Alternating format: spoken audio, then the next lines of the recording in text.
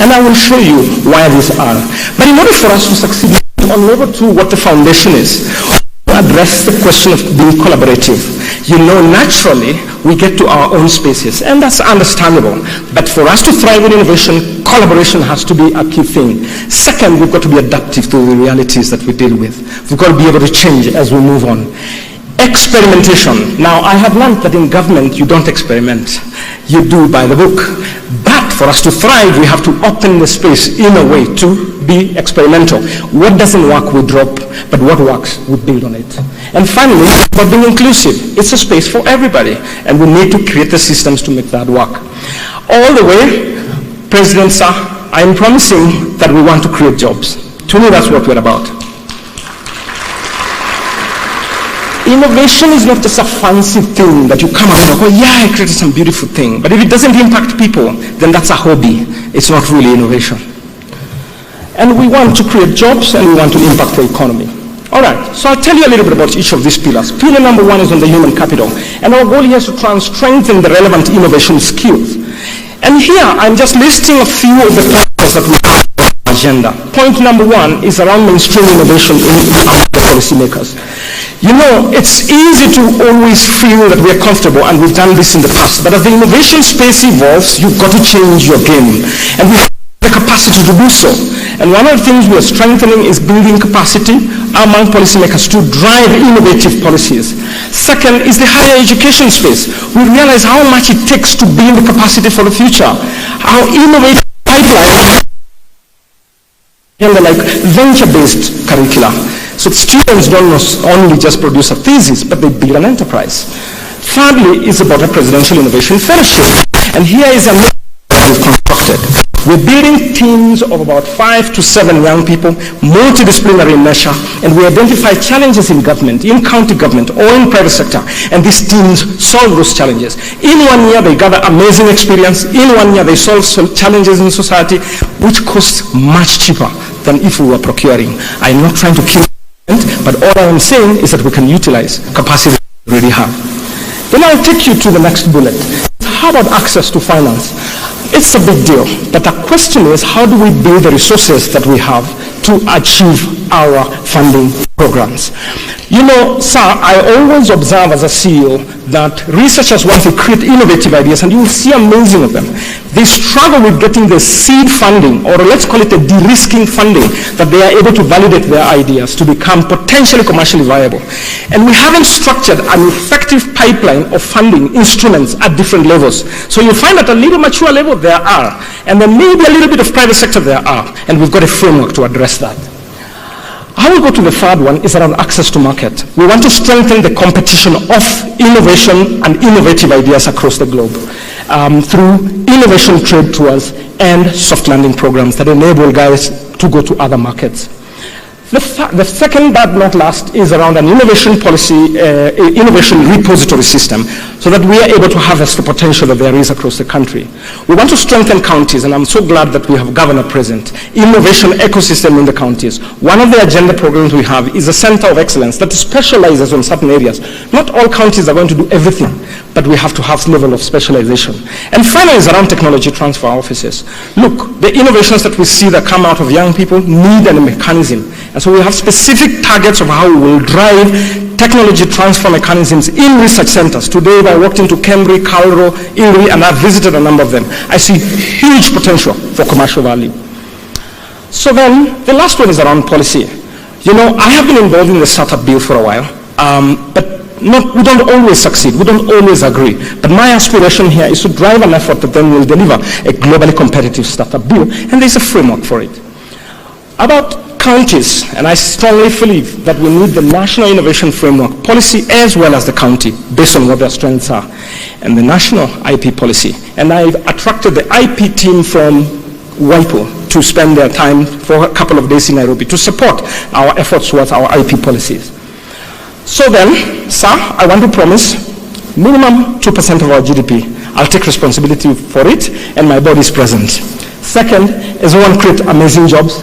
And thirdly, sir, I observed that we were ranked position number 100 globally on the Innovation Index. And I had a bit of problem with that.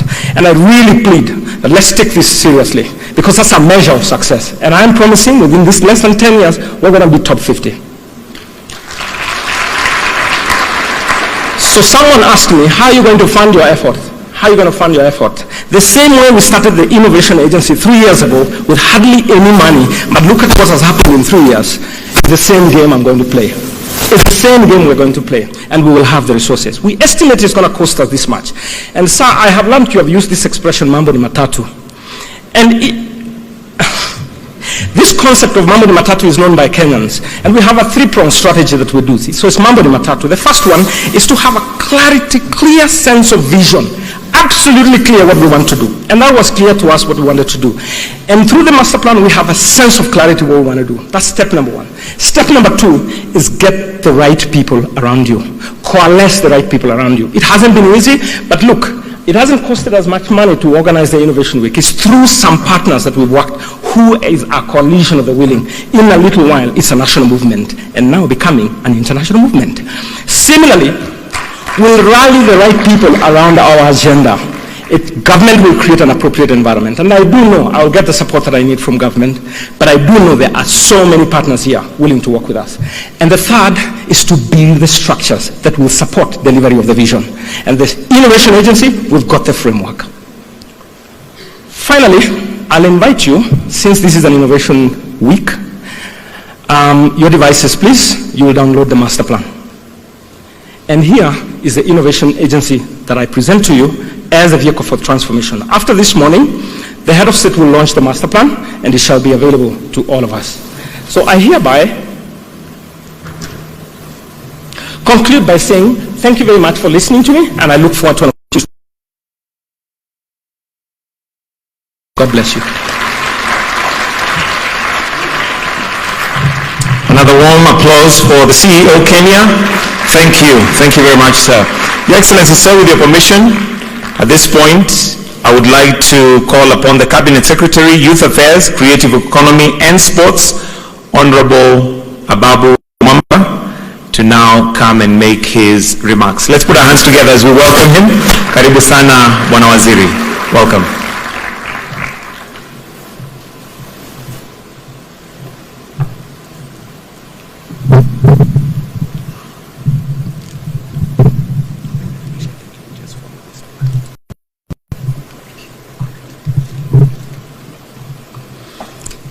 Your Excellency, the President of the Republic of Kenya, the Secretary General of the Commonwealth, Fisher Scotland, Excellencies, High Commissioners, partners from all across the Commonwealth, my colleagues from the Ministry and Government, leaders from our National Assembly and Parliament, and in particular, let me recognize the chair of the National Assembly Committee that oversights our ministry, and all the leaders, including leaders from our counties, and I recognize my brother, the Governor of makwiny, and all of us exhibitors, partners. Welcome to the Kenya Innovation Week Commonwealth edition. We are delighted, absolutely delighted, to welcome the Commonwealth to Nairobi for this incredible platform where we have an opportunity to unleash our thought leadership, our thinking, and our commitment to innovation as a driver of our development. We gather here particularly at a time when Kenya has stood forward to take leadership in a very definite, in a very clear manner as far as the place of innovation is concerned in development. I want to assure you, Your Excellency, that in the Kenya Innovation Week, we have an opportunity to highlight the achievements of the Kenya National Innovation Agency, a young institution which is making incredible in anchoring our innovation journey. Your Excellency, this is also an opportunity for us to acknowledge your leadership. You have made it clear that the development of this country, the development of Africa, the development of the whole world must be anchored on innovation.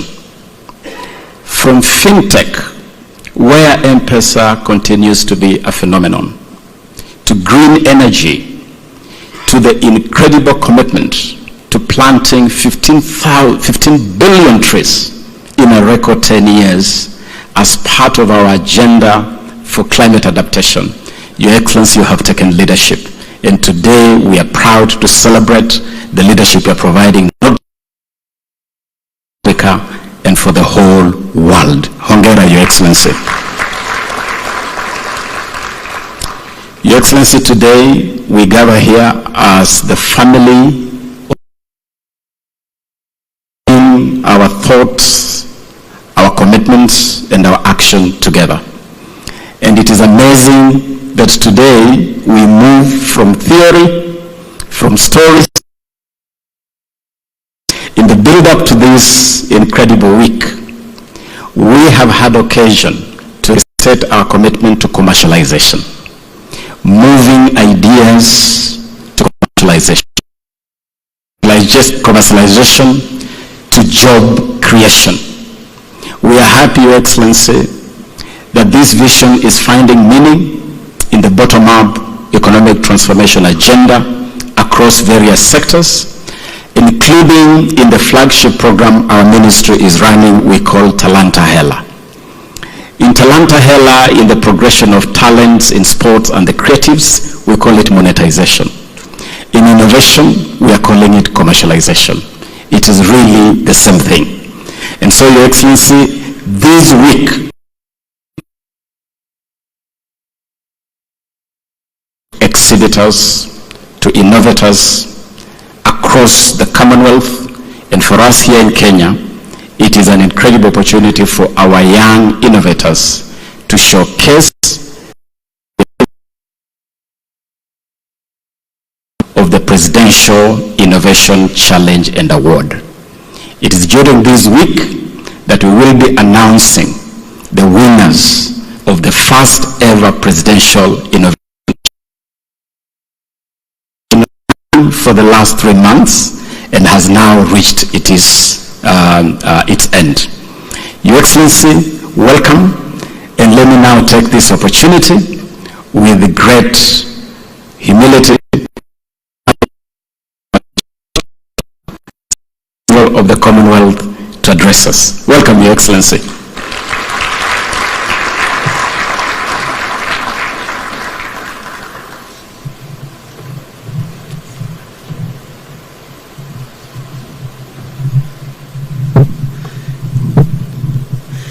Your Excellency, Dr. William Ruto, the President of the Republic of Kenya, Honourable Ministers, distinguished delegates, colleagues and friends from across the Commonwealth.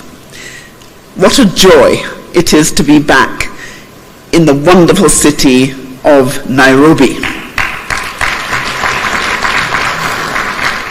which is the dynamic capital of this incredible country. So to say to all of you, karibu.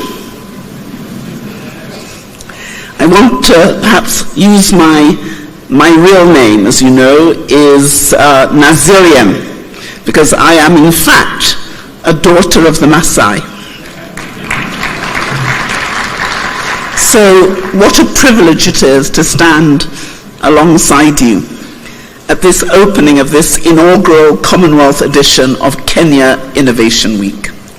Mr. President, your leadership in advancing Kenya's ambitious innovation agenda, which is fast turning the wonderful nation into Africa's principal innovation hub, is remarkable. This will be an impact and make an impact in every single sector, not only driving Kenya forward, but placing Kenya at the heart of the efforts to solve some of the world's biggest challenges. Climate change is one example.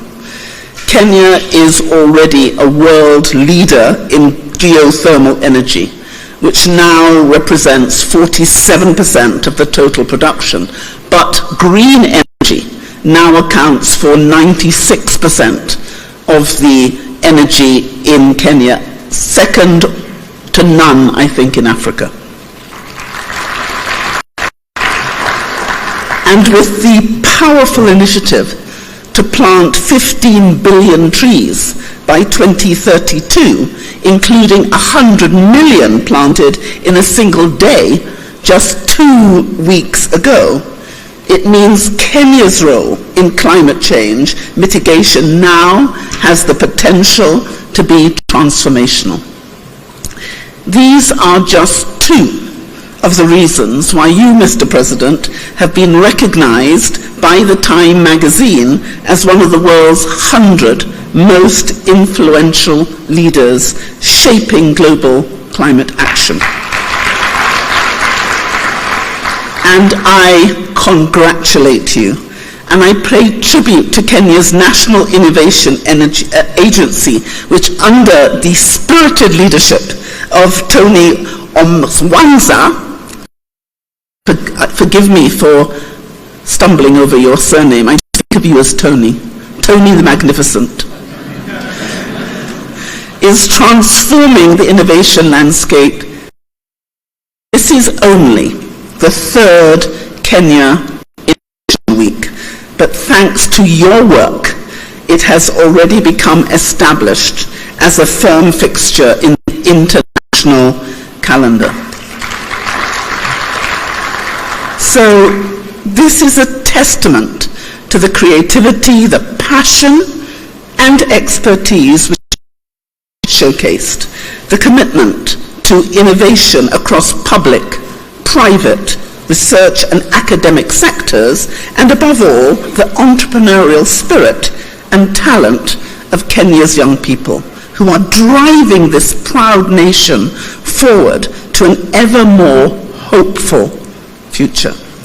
And I'm so proud that Kenya and the Commonwealth are working in such close partnership to achieve even more together, Mr. President. Innovation is the of progress, and we are living through a technological revolution which is dizzying in its pace, scale, and impact. As the industrial revolutions of the 19th century, with its implications which are just as profound. More people than ever before. More people rely on digital services than ever before. New technologies such as artificial intelligence, big computing, Internet of Things, have become critical to nearly every sector. They're driving profound changes in our daily lives, changing how we consume, produce, and work, how people connect, and how businesses are run. By the end of this decade, they will have completely transformed our societies, our economies, and our public services. And this, it is emerging from a fierce cauldron of global economic, environmental, and security crises, which are unprecedented in complexity.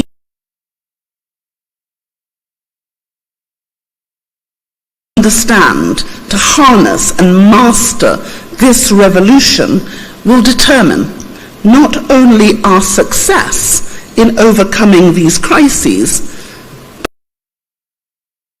but a peaceful, more sustainable, and more prosperous common future. Look at what is happening here in Kenya. Innovation is nothing without data. And a country which was made incredible advancements in harnessing data and technology to improve healthcare, agriculture, finance, and so much more. The introduction of M-Pesa has revolutionized mobile banking and financial inclusion, not only in Kenya, but in other parts of the world. And Kenya's tech ecosystem is expanding all the time, served well by new hubs and incubators. This is a lesson to everybody about what is possible where government are clear-eyed about what they want to achieve with a strategy to deliver it. And I'm determined that the Commonwealth, under my leadership, and will not only be your greatest supporter, but we will be your accelerator.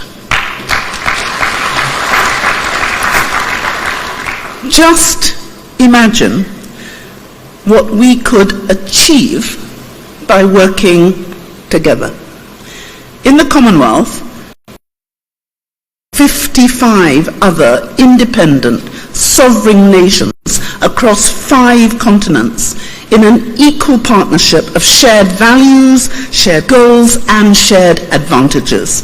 With 2.5 billion people, 60% of whom are under the age of 30, the Commonwealth represents 1/3 of humanity. We have a quarter of the world's land and almost 1/3 of the ocean under national jurisdiction.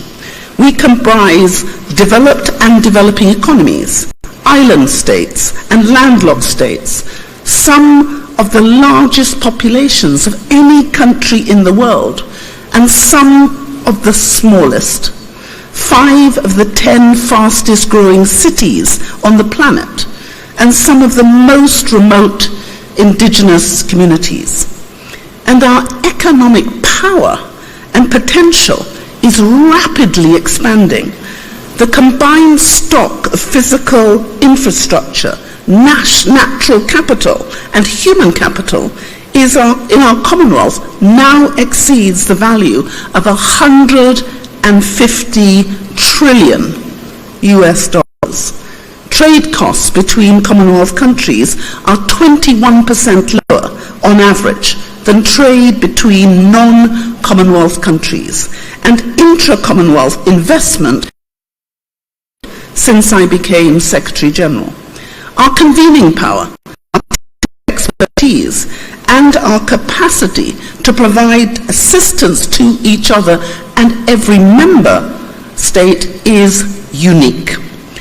And working with the mandates of all of our heads of government, combined with my own personal conviction, I am determined that by the time we arrive in Samoa for our heads of government meeting next October, the Commonwealth will be irrefutably established as the world's leading intergovernmental organization in incubating and unleashing innovation.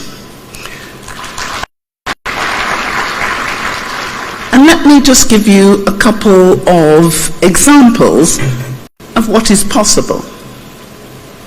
Earlier this year, I was invited to Silicon Valley. But when we talk about M-Pesa, this is where Kenya began to be seen as a leader on the African continent in innovation. So I have no doubt that this trajectory that we're seeing today, with Kenya leading innovation, with Kenya attracting the Commonwealth, so that the first country to be supported by the Commonwealth for innovation is Kenya. This is not surprising, and I would like to congratulate Kenya on this immense achievement. Your Excellency, we have heard that you are now generating 97% of your energy in green, but one of the most remarkable things that I experienced. I arrived last night, and on my way in, on the flight in, a very big announcement was made. If you have plastic on you, leave it here because it won't go into Kenya. What can we say? What can we say? Now, we are here today to award people in the Commonwealth. We have 56 members of the Commonwealth, 2.5 billion people, and many of these people are copying the example that Kenya is leading, and that is innovation. And we are now here because the Commonwealth also has, through Her Excellency, the Right Honourable Patricia Scotland, the awards that recognize the efforts of members of the Commonwealth who are leading innovation. And that's why we're here today. But to tell us more about this and why it is that she has decided to have these awards, allow me to introduce the Secretary General of the Commonwealth, Right Honourable Patricia Scotland, KC, born in Dominica and raised in East London. In 1991, she became the youngest, first black woman to be appointed a QC, and she has served as Cabinet Minister in the United Kingdom, as Cabinet Minister for Criminal Justice and Offender Management. She became the first woman Attorney General of the United Kingdom, and in 2016, the first woman Secretary General of the Commonwealth. We have spoken about the announcement today by Vogue. But what is most remarkable is that for many of us from the Commonwealth, when we talk about the Commonwealth, it is a mixed feeling, because initially when we spoke about the Commonwealth, it was in relation to colonialism. But we have a leader who has changed the face of the Commonwealth.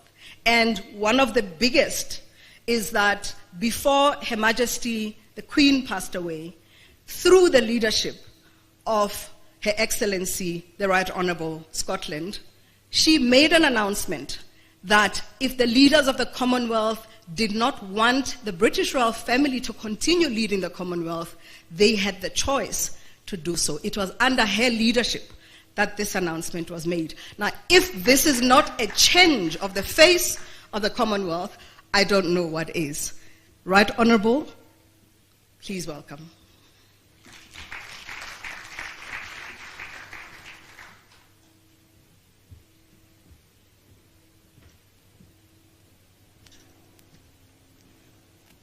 Your Excellency, President RUTO, can I just say I've just demonstrated innovation because I only have one heel, but I can still walk. Distinguished guests, colleagues and friends from Kenya and right across our Commonwealth, karibu and sante sana. I am really delighted that you are all here with us for the third edition of my Innovation for Sustainable Development Awards. And Your Excellency, Mr. President RUTO, may I say how honored we are to have you with us. We know your time is precious, but we are going to steal you just for a little while. Because to host this ceremony as part of the official opening of Kenya Innovation Week is a fitting recognition of the incredible work that we are celebrating. And it's perhaps no coincidence that this third edition of the Secretary General's Awards is taking place during the third Kenya Innovation Week, because it is clear evidence that when we recognize, support, and celebrate the brilliant people who find the imaginative solutions we need, we not only catalyze the creation of new wealth through scalable startups and enterprise, but we also inspire the next cohort of innovators. Each and every person who has been considered for an award can be as proud of themselves as I am of each of you. And each of our winners can be specifically and specially proud because their award did not come easily. Indeed, Mr. President, it is fair to say that applicants go through a process almost as extensive and robust as we did to get the jobs we now have. An independent jury makes a transparent and fair assessment of thousands of brilliant innovations from across all of the Commonwealth, and they select 30 finalists according to the pillars of the 2030 Agenda for Sustainable Development. That's people, planet, prosperity, peace, and partnership. And another jury then identifies the 15 winners, taking into consideration the regional and gender balance across the cohort to reflect the true diversity of the Commonwealth family. And I've been closely following the process of selection and assessment which the panel of more than 70 judges from across the Commonwealth has undertaken. And in doing so, I have been relishing the prospect of meeting the winners here in Nairobi to recognize and celebrate them in front of all of you. And I am informed that this year, the number of quality applications we received, especially from Kenya and within Kenya, made the judge's job extremely difficult. In fact, some said it was almost impossible. And the inventive minds and the innovative approaches devised by all of our applicants' nominees help to transform the lives of people in their countries. And a key outcome from this award ceremony today will be to translate these forward-looking solutions into replicable initiatives which can serve all the people of our Commonwealth. And we must not forget the ways in which creativity and entrepreneurial talent lifted our spirits during the challenging times of COVID-19. And we must not forget that it is small steps as well as big ideas which enable those most in need to move from poverty to prosperity, from illness to wholeness. And we must not forget that there is only by thinking differently, by innovating to challenge business as usual, that we inspire those around us to make a difference in our communities and improve the lives of others.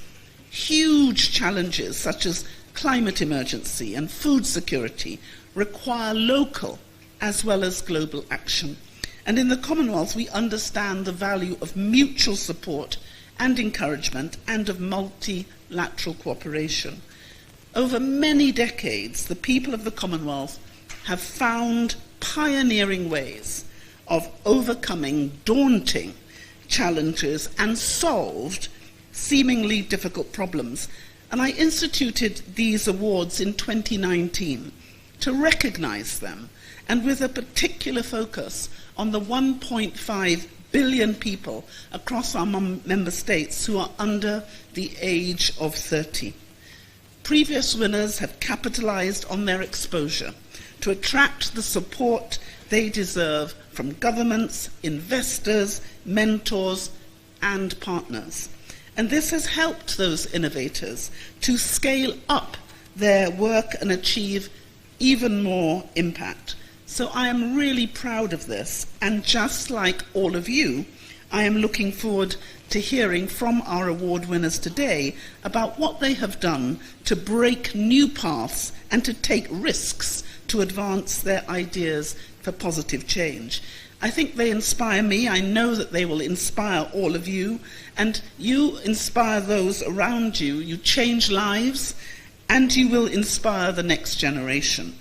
3 award-winning innovations will be celebrated here today under each of the following 5 categories.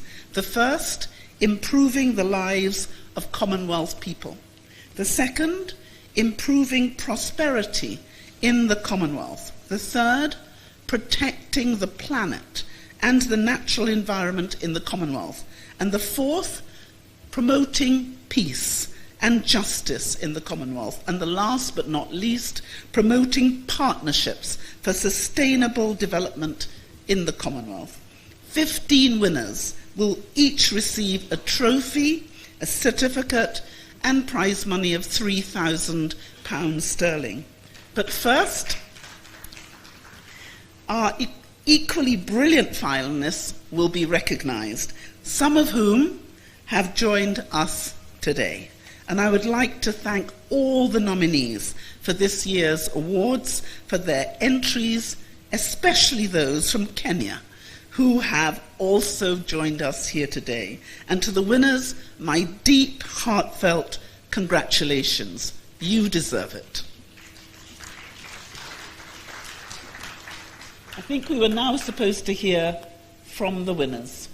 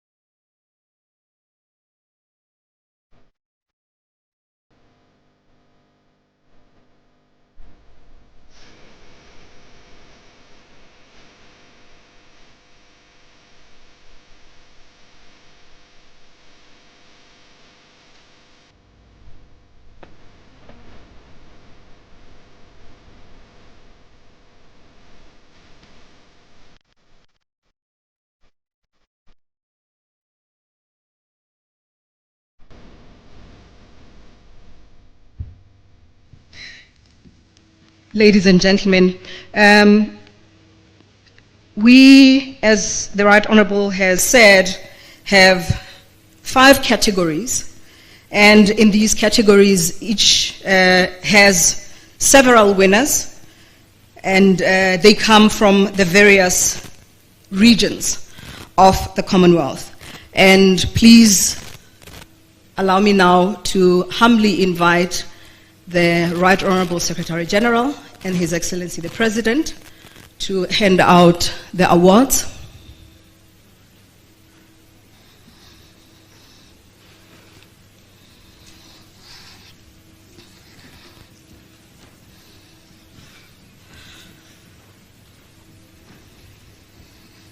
For the purpose of photography, we can take our seats. For those of us there, kindly let's take our seats. Thank you. Thank you.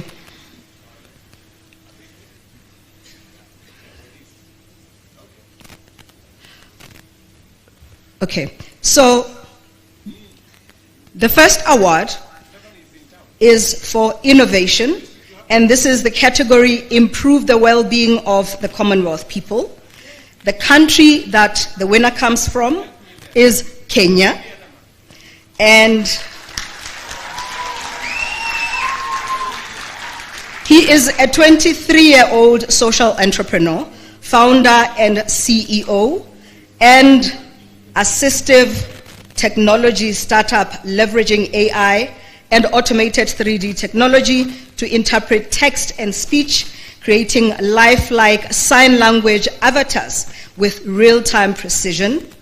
And the company Signverse, the central mission is to promote inclusivity, allowing deaf individuals to confidently participate in diverse settings, including education, healthcare, public interactions, and employment. Please put your hands together for Eli Savatia.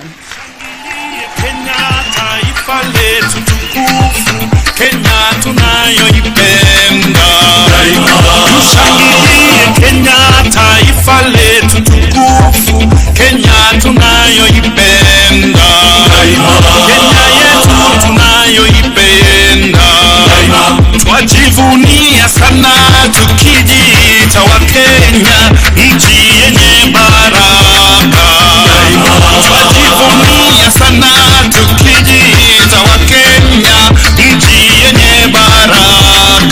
Kenya nchi yenye baraka. And the second award for the category Improve the Well-Being of the Commonwealth People, all the way from Jamaica. And innovation is First Alert, represented by Alden Reed. Innovation Awards 2023. And as you can see, some of these innovations speak to the challenges that we face, including very, very high youth unemployment in our regions, particularly in Africa. Kenya says its youth unemployment sits at 67%. I'm going to welcome now Michael Gitonga. He's the Secretary of State Functions, and he will assist me with this protocol at the end. Michael? Thank you very much. Let's give a round of applause. Your Excellency, it's now just for us to stand up if you're seated so that we can finish with the national anthem. The national anthem.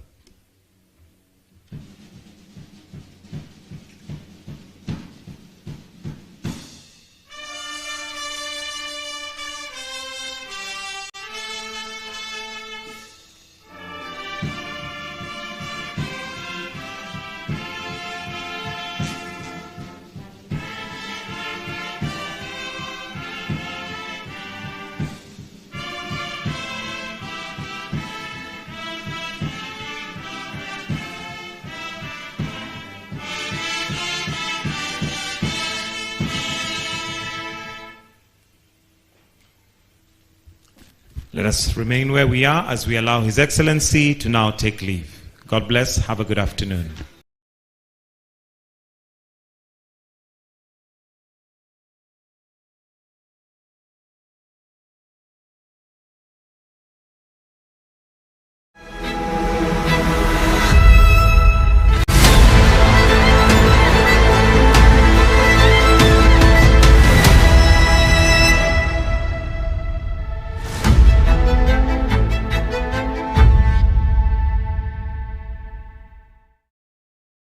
Let's talk about the state of our economy, and now we're joined by Jimmy Wanjege, who is a businessman and a politician. Jimmy, good morning. Good morning. Good to see you. While. Yeah, Do and CT. It's been a while. It has.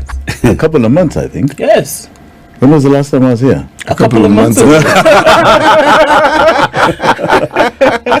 It's good to be back. It's really good to be back. The last time you were here, I wasn't here. Yeah, that's correct. The time you were here, you had a jacket on like this. You were going to court. Yes. Straight after his. Yes. Are you going to court straight? No. I just thought, you had this question why I always come here in casual gear. Yeah, good. So I decided, let me just rank it up. Yeah, rank it up a bit. Very well done. Yeah, I'll dress down after this. No. No. We demand the respect that we deserve. It's good to be here. It's really good to be here. What's happening in the economy? Our shilling. So a number of things that we'll talk about this. The winners and losers as the dialogue team wraps up, how not to bring down the cost of living, layoff, rise to COVID levels on higher taxes and fuel costs. Many things that are happening. 42% of foreign investors flee the Nairobi Securities Exchange in 9 months. Costly inputs choking productivity in Kenya's agriculture, and so on and so forth. Yes. I'm loving that. Finally, we are having the headlines this country deserves. I think when I began here earlier this year, I kept saying we have the wrong headlines. The issue is the economy. I've noticed the papers from Friday, Saturday, Sunday, and today. is nothing else but the economy. It is what you call our national pain. This is one thing this whole country is united about. Yeah? The pain of our economy. Whether one describes it as taxation or mafuta, okay, or high cost of living, right, or debt, or inflation, or whatever it is the pain or unemployment, because that is now a very big factor. Closing factories is another big factor. It is the pain we are united about this economy, and the lack of clarity of solving the problem. I saw the president yesterday in Mombasa say that sometimes you don't meet your promises as quickly as you would like. That you make promises, and when you get there, you can't quite meet the targets in the time that is expected. Now, that can only be somebody who has not done his homework, his or her homework. Because, like a CEO in any company, this is CEO of Kenya. And CEO of Kenya cannot pretend that they have not done their homework about the state of the nation before you open your mouth and make promises. That then becomes what you call politics bonoko. Politics bonoko. And that is what we have clearly seen. Siti, you're making a face. Yes, I'm wondering, bonoko, what language is this? Bonoko is Sheng. Okay. You don't know it? Bro, I have absolutely no idea who bonoko is. Bonoko is fake. The connotation is fake. This is fake politics. You seduce the public, dangling carrots that you know you will never deliver. And that is the situation we are in. Is it, Jimmy? Look, we've heard, in terms of explanation that has been given, that this is what the intent was. So maybe when I was telling you that I was going to do certain things, my intent wholeheartedly was to do so.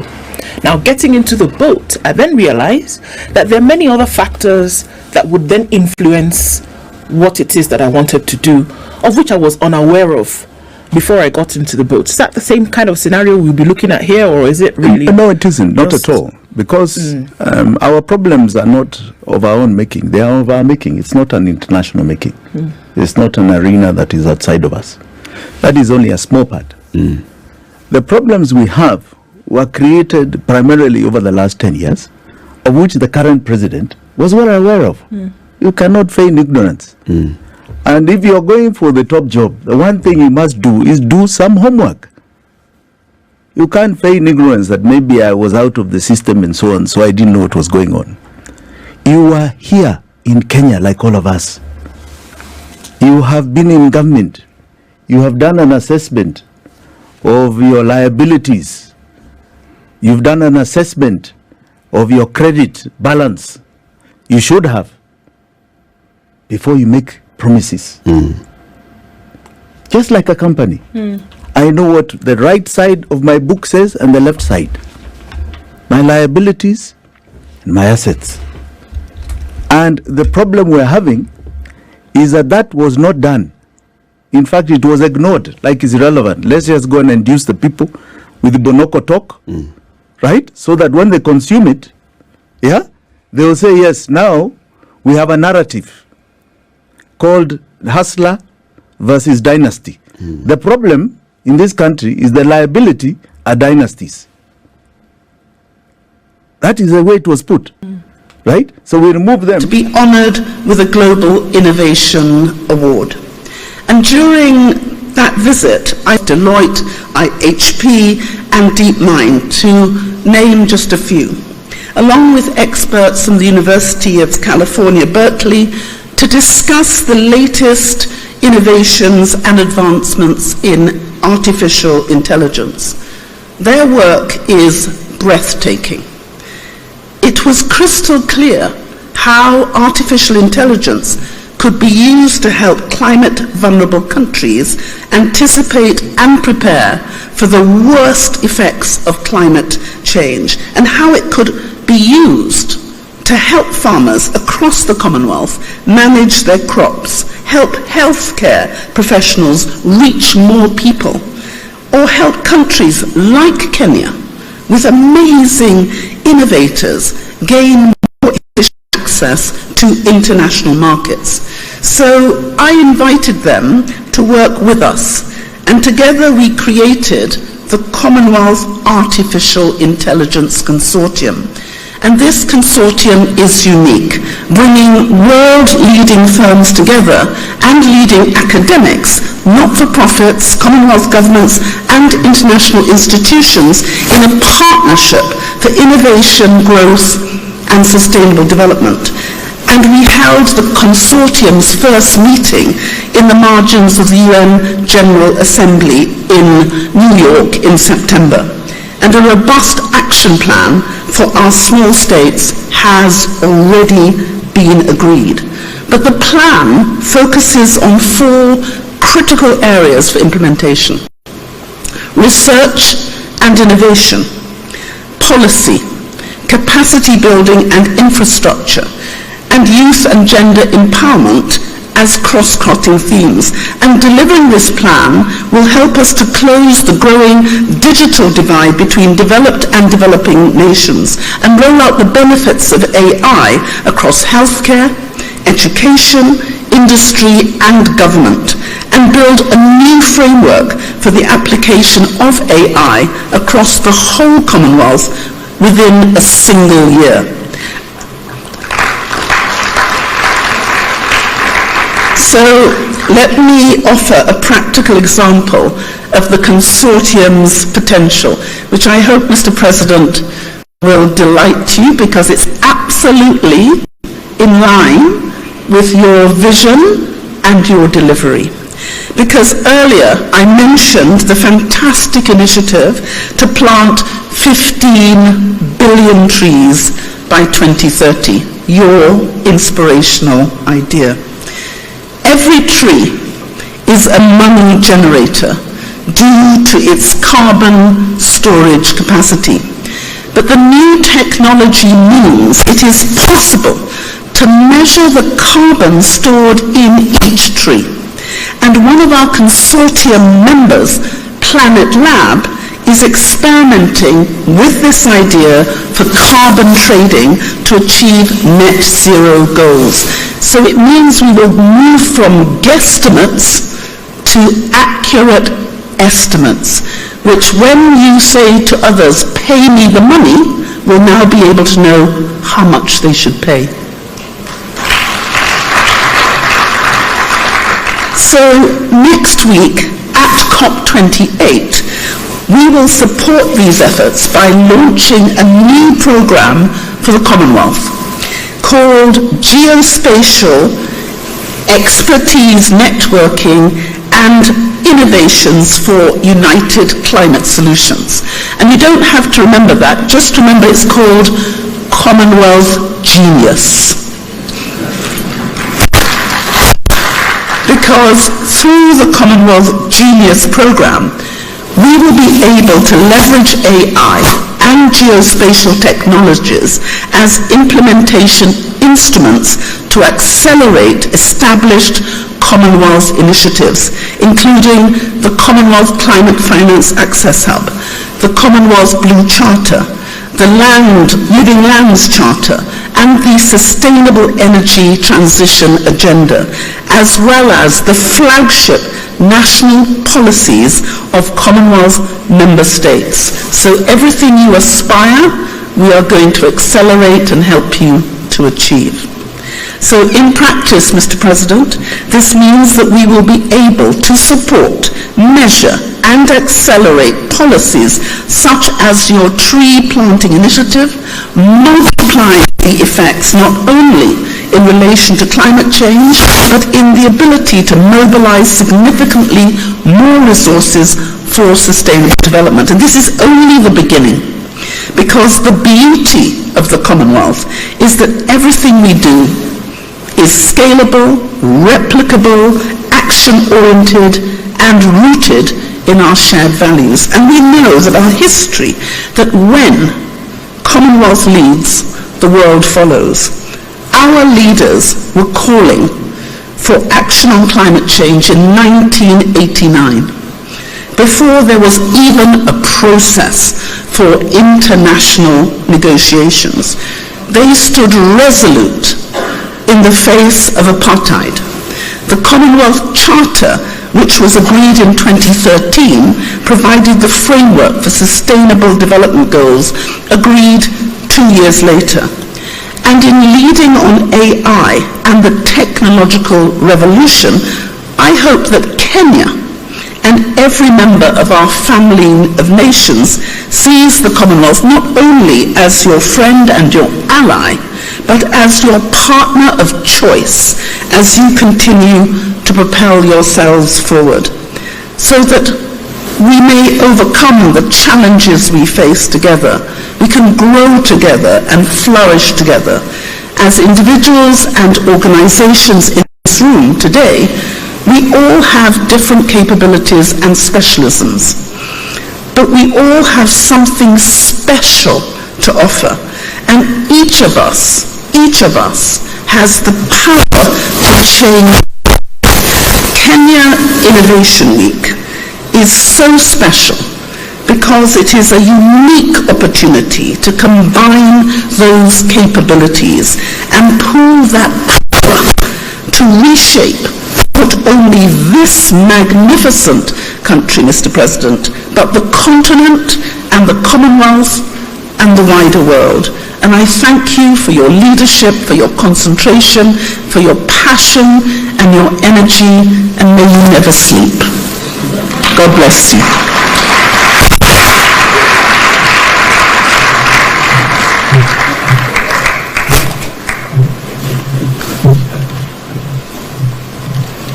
An initiative driven by Kenyan youth and a program in partnership between the Government of Kenya, the Global Center on Adaptation, the University of Nairobi, and the University of Groningen in the Netherlands. So we are progressing this very deliberately. Now, Your Excellencies, ladies and gentlemen, join me in putting our hands together to welcome His Excellency, the President of the Republic of Kenya, to address us. Welcome, Your Excellency. Thank you very much. Let's take our seats. Asante sana. My sister, Patricia Scotland, the Secretary General of the Commonwealth, ministers present, governors, members of parliament, innovators, and leaders from different parts of our Commonwealth, good afternoon and welcome to Kenya. On behalf of the Government of Kenya, I welcome all of you to Nairobi and to Kenya. I have listened to my sister very carefully. She has said that I should not sleep. Many Kenyans think I should slow down and sleep, that I have been on the road too much. But to appreciate everybody who has come to be part of this great success. I am delighted to welcome you all to Kenya and to Kenya Innovation Week Commonwealth Edition, a significant upgrade of our already ambitious annual National Innovation Week. It is an honor for us as a country to host all our friends from all over the Commonwealth and the world over as we congregate around a matter whose relevance and significance for national transformation will never diminish. Your presence here testifies to your commitment to a vision of ambitious expansion of possibilities for productivity, growth, and development driven by new approaches that magnify the value of output from existing factors and interventions.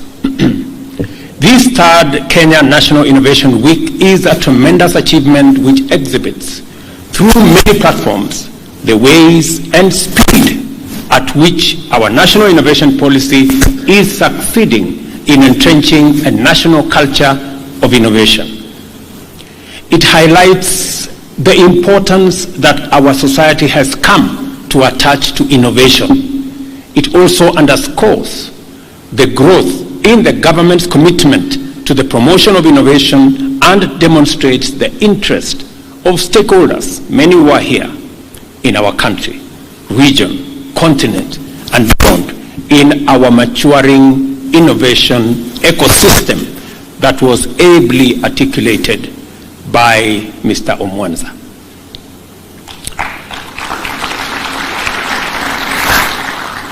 We are well underway in delivering the most ambitious package of strategic interventions and aimed at transforming Kenya's economy into a highly productive, highly inclusive, dynamic, and sustainable system of opportunities in order to feed the nation, keep it healthy, create more jobs, promote entrepreneurship, support creativity and innovation, and thereby increasing employment, creating wealth, reducing poverty, and also reducing inequality.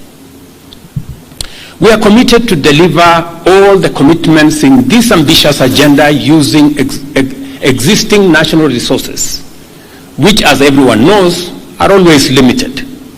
Innovation is a mindset which facilitates the transformation of limited resources and opportunities into maximum or exponential value, enabling us to push the utmost reaches of our productive possibilities. In other words, we understand that often failure to optimize existing opportunities can be a result of resource constraints. But it's not just that. It's also due to something much more basic, a failure of imagination, which can limit the possibilities and opportunities that exist. I read somewhere yesterday on my phone, somebody said, people sometimes miss opportunity because sometimes it is dressed in overalls and it looks like work. Embracing a culture of innovation liberates us from such basic limitations and failures. We are determined to implement the bottom-up economic transformation agenda in a manner consistent with its ambition by integrating innovation into every dimension of policy, program, and project delivery. The Kenya Innovation Week therefore reminds us of our increasing capacity to transform our economy. I remember making this statement last year. And that's why a year ago, I pledged to mobilize government to transform the Kenya Innovation Week into an international festival which attracts global participation. Subsequently, we placed a successful bid to host the Commonwealth edition under the theme